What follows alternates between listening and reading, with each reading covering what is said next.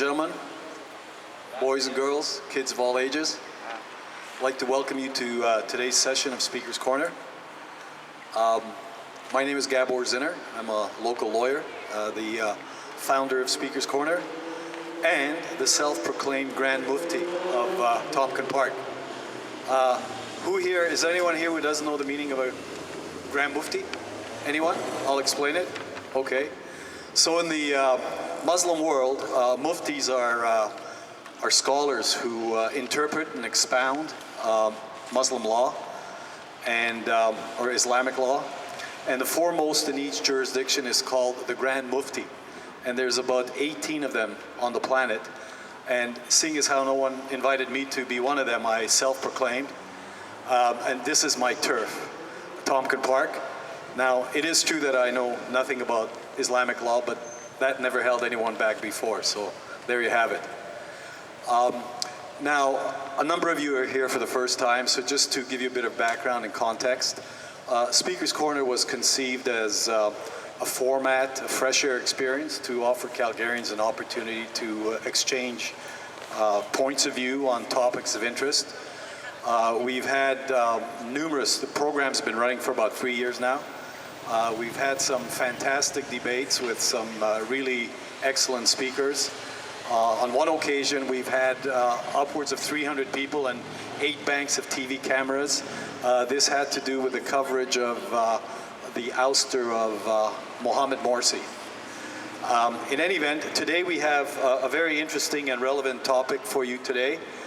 And the resolution is, be it resolved that the burning of coal be phased out of Alberta for environmental and economic reasons. We have 2 very knowledgeable speakers who will be introduced by Dr. Bailey. However, before we start the program, I need to share with you that Dr. Vipond, one of the speakers, wanted verification that the other speaker, Michelle Stirling, is not a tool or agent of the coal industry, and he wanted to, he demanded an affidavit under the terms of which Michelle confirms her independence. And as a barrister and solicitor and notary public, I have the authority to administer an oath, and I'm prepared to do that. So I'd like to call upon Michelle. Now, normally a notary IDs the deponent. Yes, it all matches. All right, so Michelle, would you want to read out your affidavit? Do I? Should I hold it for you? I, Michelle G. Stirling of Calgary, Alberta, do solemnly swear that in regard to Friends of Science Society, none of the major coal companies, Westmoreland Coal, TransAlta, Capital Power, ATCO, and Milner Power, have provided funds to the Friends of Science, either directly or through third-party entities for the years 2013 to 2015 to this date of August 23, 2015.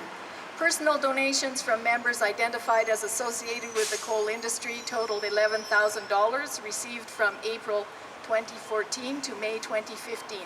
Friends of Science Society does not have an accountant. I provide the attached published general record of contributions by category as evidence of our financial operations in general. I swear this affidavit to provide evidence herein and for no improper purpose. Are the contents of this declaration true and accurate? Do you so swear? I so swear. Okay, I will ask you to affix your signature then. Over nearly 38 years of practice, I have never before administered or sworn or commissioned actually an affidavit in public, but there's a first for everything. Michelle?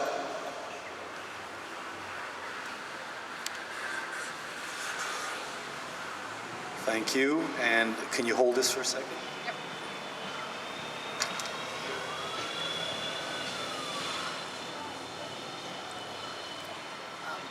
And Thank you. So now I will hand deliver this to Dr. Joe Vipond, our speaker, and I understand he himself will be making a declaration of independence himself. Yes?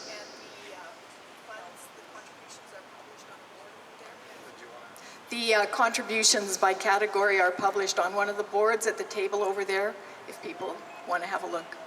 Okay, thank you very much. So once again, I'd like to welcome you all. I look forward to a spirited debate on an important topic, and I'd like to call upon Dr. Aaliyah Bailey, the lead organizer, to introduce the speakers. By the way, so in all classical debate formats, the person speaking in favor of the resolution goes first, and in this case, it's Dr. Joe Vipond. Thank you, and I'd like to also welcome everyone today. And our first speaker, Dr. Vipond, is a very busy man, and we appreciate that he took this time to be here. And the resolution again is, be it resolved that Alberta should phase out the use of coal to save lives and millions of dollars. Dr. Vipond is an emergency physician who practices out of the Foothills Medical Centre and the Peter Law Heat Centre in Calgary here. As a member of the Canadian Association for Physicians for the Environment, he has been one of the leaders on the Alberta coal phase-out campaign since the release of the report, quote, "A costly diagnosis," end quote, in March of 2013. He is also an avid and loving father of 2 young girls, 7 and 9. Dr. Vipond.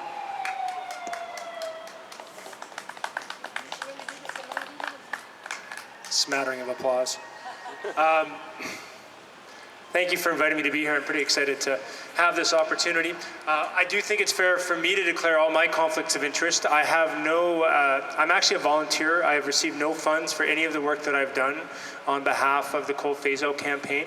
I act as a member for the Canadian Association of Physicians for the Environment, and neither myself nor the Canadian Association of Physicians for the Environment has received any monies in relation to a company that works on the electricity system here in Alberta, either directly or indirectly through a third party.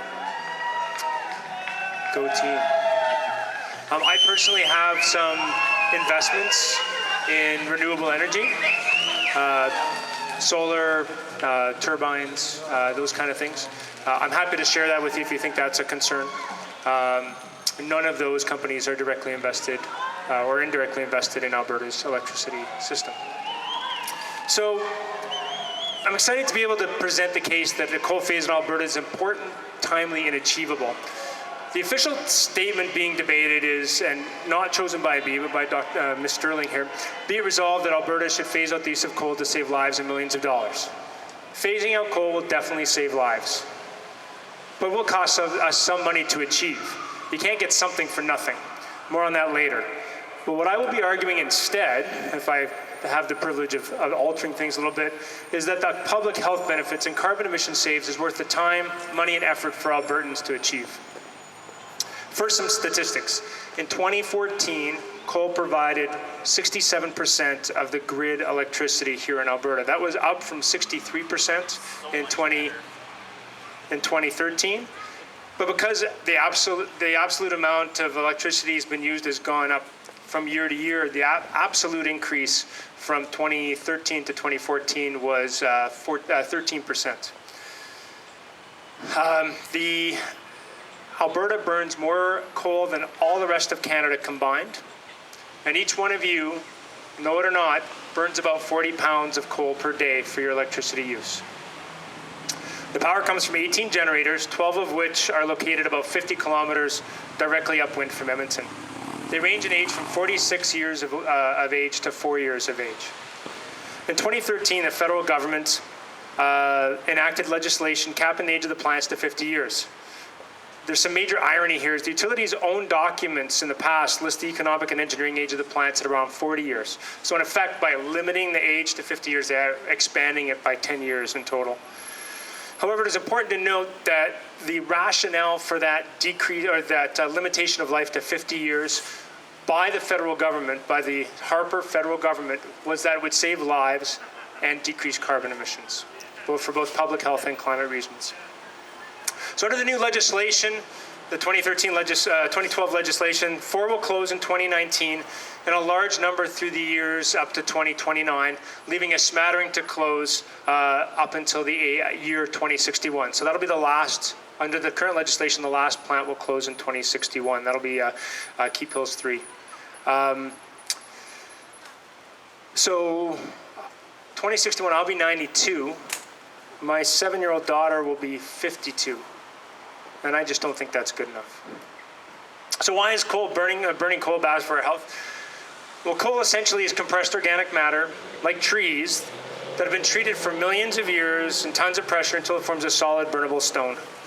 But it's far from pure carbon. When it burns, it creates a variety of toxic substances. Mercury, 44% of Alberta's mercury comes from coal, mercury in the air. Sulfur dioxide, 33% of our SO2 comes from coal. And then the nitrous oxide, 10% of Alberta's NOx comes from coal. And then a variety of other chemicals such as lead, cadmium, benzenes, polycyclic aromatic hydrocarbons, and arsenic. And I want to make a special mention of an air pollutant called particulate matter 2.5. I know Ms. Stirling is going to be speaking on this. So first, a little bit of science. So PM 2.5 essentially means substances small enough to enter your lungs and then cross over the lung blood barrier so that those particles are distributed throughout your body. That's what PM 2.5 means. So they come from a variety of sources. Benign sources such as dusty roads, construction, farming, sea salt from ocean spray, and heck, even pollen. Certain pollens, because of their size, qualify PM 2.5. It also comes from combustion, the most visible being like the diesel fumes that come out of the back of a truck, or smoke from a forest fire, or PM 2.5 from coal combustion. Now, there's a qualitative difference between running through a dust cloud from the road and running through coal fumes. And coal produces 6% of Alberta's industrial PM 2.5. Forgive me while I switch.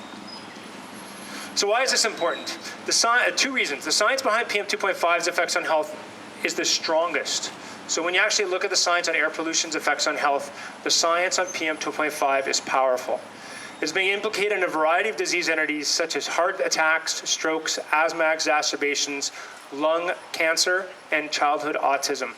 But the most concerning thing, it has been associated with mortality, both short-term spikes, so a bad air day, and long-term exposure, so the grinding amount of PM 2.5 you're exposed to annually, have been shown to increase mortality. And mortality just means people dying earlier than they should be. Recently, Alberta Environment was mandated to release a report as the PM 2.5 in the capital airshed, which essentially means Edmonton, has exceeded the Canada-wide standards. So the Canada-wide standards are calculated at 30 micrograms per meter cubed for the 5% worst days of the year over a 3-year period. And so this triggered a level 4 response. In those reports, which I'm happy to share with you from Alberta Environment, these events are explicitly stated not to be due to forest fires, but instead are winter events. They occur on inversion days when the warm air overlies the cold air, trapping the pollutants. And they primarily consist of 2 substances, ammonium sulfate and ammonium nitrate. So when you burn PM 2.5, the little bits that come out of the smoke, out of the whatever you're burning, that's called primary 2.5.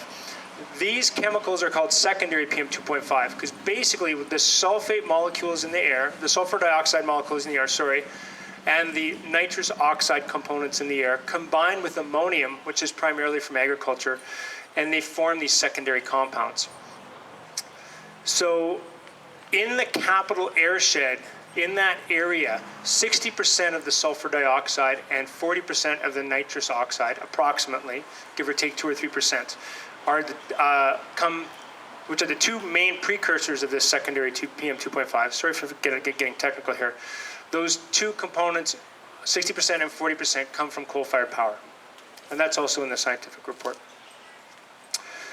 So this year, that report suggested an interesting thought experiment to us.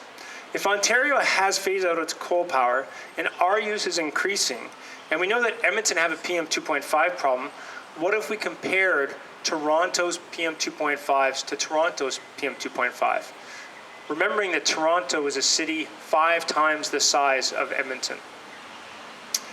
And what we found was that Toronto's PM 2.5, over the last 10 years, as they phased out coal-fired power, dropped substantially. And Edmonton's have actually worsened, to the point that Edmonton now has worse air quality than Toronto. And we, as a province, have no plan to deal with this. In 2005, at the start of Ontario's coal phase-out, at the very beginning, Ontario declared 53 smog alert days. The last coal plant closed in April of 2014. And that year, how many smog alert days did they have? 0. And in Toronto's, the Toronto Medical Officer Health report on air quality in 2014 attributed a substantial amount of that improvement to the phase out of coal-fired power in Ontario and closure of coal-fired power plants south of the border of the United States. So for the first time in over 20 years, 0 smog alert days. So in 2013, the Pembina Institute, the Asthma Society of Canada, and the Lung Association of Alberta and Northwest Territories, along with the organization that I'm a member of, the Canadian Association of Physicians for the Environment, published a report called A Costly Diagnosis, Subsidizing Coal Power with Alberta's Health. It took a validated model that was created by the Canadian Medical Association, and it was actually created to quantify the effects of the Ontario problem, and they took that model and they applied it to the Alberta context, adjusting for population densities and location of the plants. The results: estimates of annual deaths of about 100 a year, 80 hospital admissions, 700 hospital visits, so emergency visits, and 4,800 asthma days. And that's a day missed from school or work due to an exacerbation of asthma. This only accounted for 2 pollutants, that PM 2.5 that I talked about earlier, and ozone. And ozone is created for precursors that we previously talked about. It doesn't include the mercury-related effects on neurological development in children, and it doesn't count the other cancers that we talked about and other chronic illnesses. So if anything, things are much worse than what that report describes. So in order to confirm that result, they took a second model, and this one's from Harper's Environment Canada, so from the federal government's own organization, Environment Canada. When they did the proposal to limit the coal-fired power plants to 50 years, they developed a second model looking at the effects of coal-fired power on health. And if anything, the results of that secondary analysis were more powerful than the ICAP analysis. So now we have 2 different models looking at this.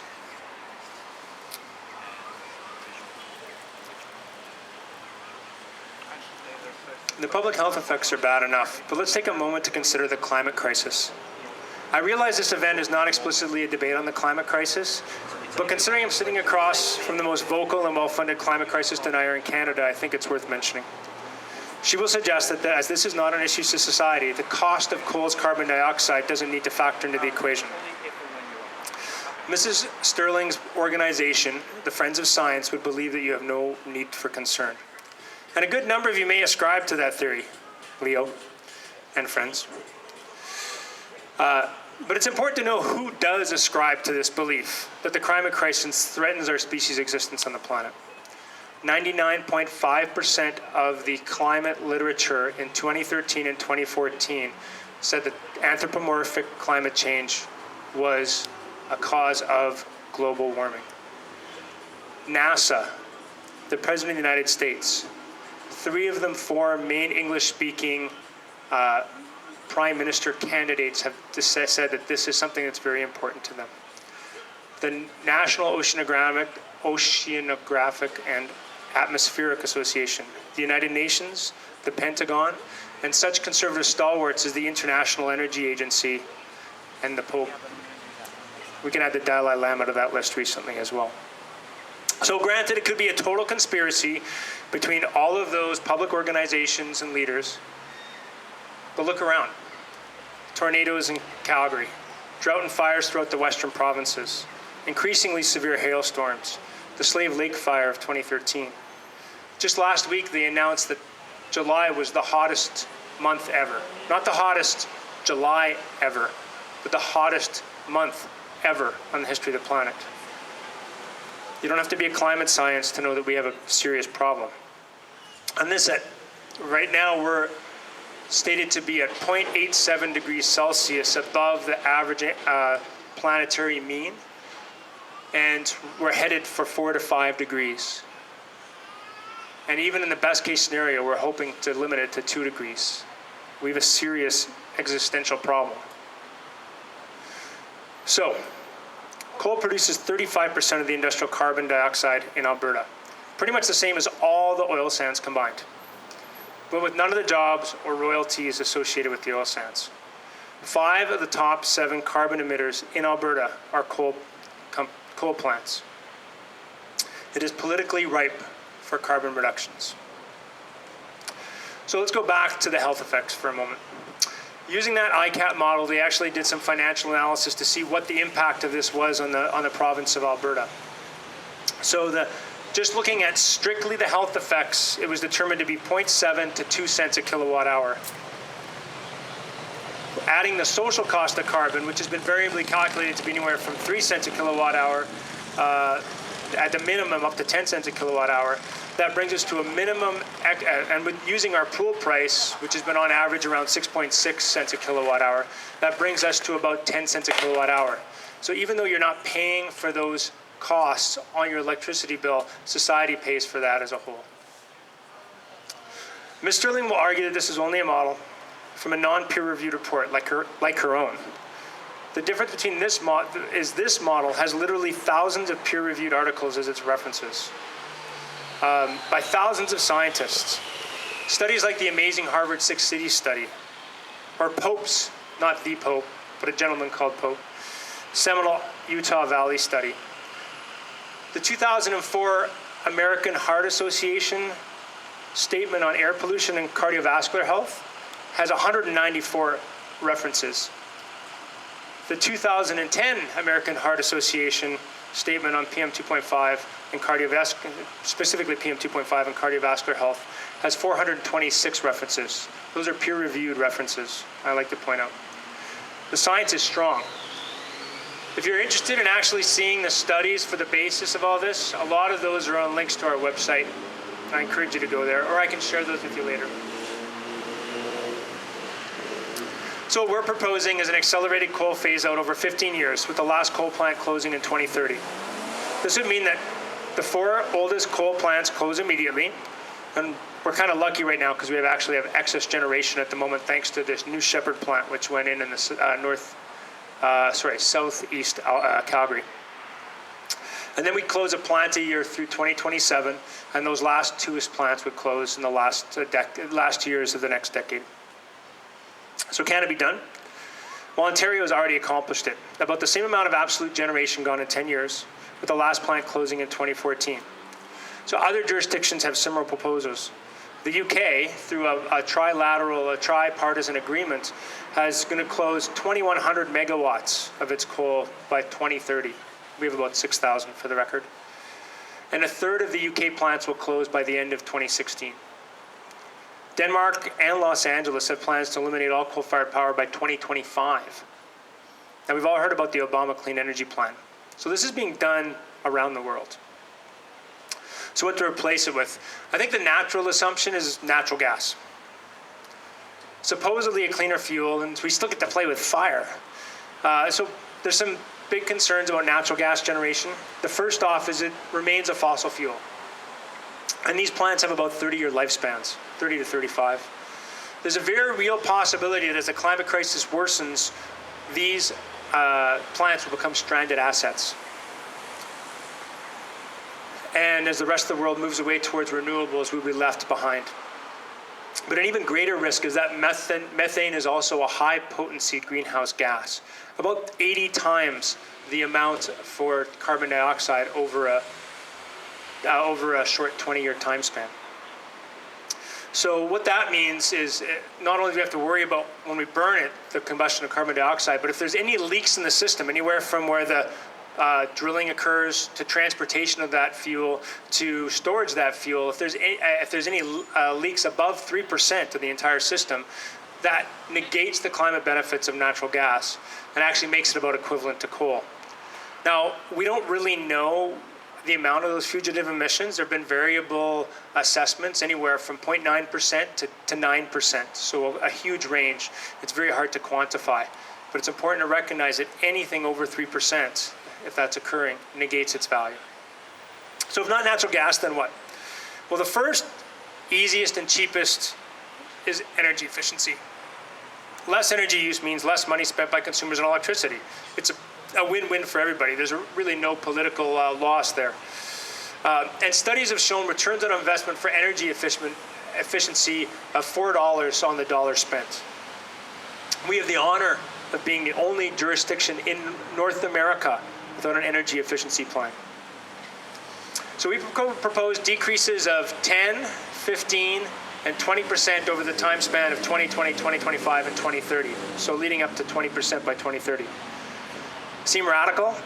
Well, Arizona has a 22% target over the 9 years leading to 2019. Massachusetts mandates 2.6 annual reductions moving forward from 2015. And multiple states have annual targets of around 1% per year. So energy efficiency alone could account for removing a large number of coal-fired power plants off the grid. We're also the only province in Canada without a renewable energy plan, despite having the best solar and wind resources in the country. Currently, 10% of our electricity derives from renewables. So we're suggesting doubling it to 20% by 2020, 30% by 2025, and 40% by 2030. Does that sound incredible? Well, Germany currently sits at 32.5% and is proposing 45% by 2025. California currently sits at 26% and proposes 33% by 2020. If you want to get a little closer to home, Nova Scotia, traditionally a coal-fired burning province, proposes 40% by 2020.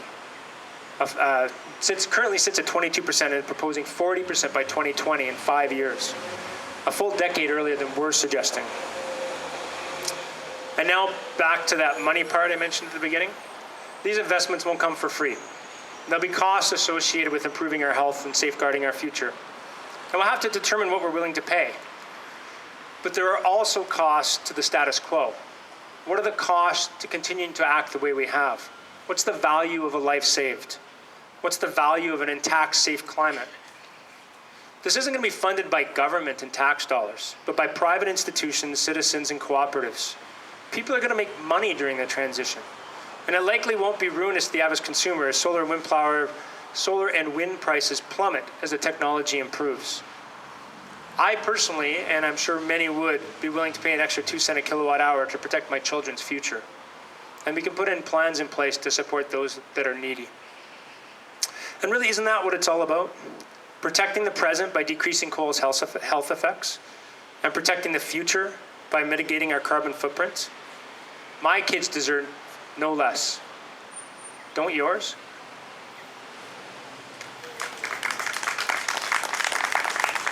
Thank you very much, Dr. Vipond. That was some very interesting information. And our next speaker, sorry, I just got to pull this up again now. The joy of using electronics. Come on. Yeah, but it was his I dropped, not mine. Oh, I wasn't supposed to tell anyone that. Okay, so our next speaker is Michelle Stirling, and that is not Michelle. Here we go. That's better. Michelle is the contract communications manager for Friends of Science Society and one of the contributors of the Friends report, Burning Questions, the evidence-based review of the phased out coal campaign. And I now ask her to take the mic. I gotta turn it on, sorry. Yeah, and I hope if I turn it on for her. There you go. Thank you very much. Can you hear me? Go straight into the mic, not sideways. Thank you very much. On the note about the climate crisis, I just want to bring to your attention that in the year 1134, extreme drought hit the north of France. In June, a hot wind dried Normandy. Everywhere, thirsty people flowed into streams and rivers, and many drowned. In September, in Normandy and elsewhere, many towns and villages were completely destroyed by fire, like Le Mans, Chartres, Alençon, Nogent, and Verneuil. The country underwent a drying of the Sambre and Namur. Tsunamis hit the coast of the North Sea in September and October, and one night the sea invaded the land to a depth of 7 miles, stunning villages and homes. The disaster affected Flanders and neighboring countries. In December, major floods in Normandy, and floods reached the roofs of houses. So that's from 1134, and I have 14,000 more of those extreme weather events that happened between 1 AD and 1999, or sorry, 1990. So it's just to point out that the apparent climate crisis we face now is nothing new. So in response to Dr. Vipond's presentation, first of all, thank you for debating this. Thank you for being here. The starting point of the debate is, be it resolved that Alberta should phase out coal to save lives and millions of dollars. I oppose this resolution on several grounds. Will phasing out coal save lives and millions of dollars? Well, let's ask 3 burning questions. 1, does the use of coal-fired power present a small or a significant health risk in Alberta? 2, if coal were replaced, what is the cost and what are the consequences? And 3, are carbon dioxide emissions from coal use or human industry so significant that they're causing climate change, or is that effect nominal? Are natural forces more influential? So, number 1, does the use of coal present a small or significant health risk to Albertans?